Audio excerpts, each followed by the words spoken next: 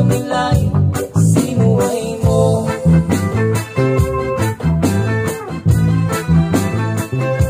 Di mo man bang inisip na ang kanilang ginagawa para sa'yo?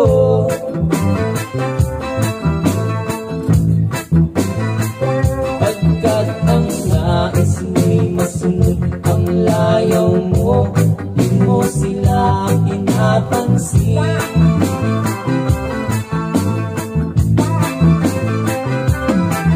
Nagdaan pa ang mga araw at ang landas mo'y naligaw.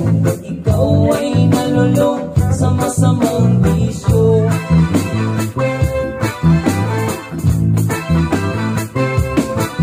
At ang una mong nilapitan, ang iyong inang lumuluha. At ang tanong, anak, ba't ka nagkaganyan?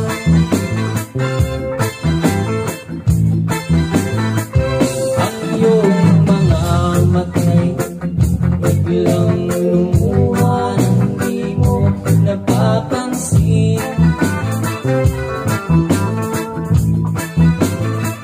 Pagsisisi at sa isip mo, nalaman mong ika'y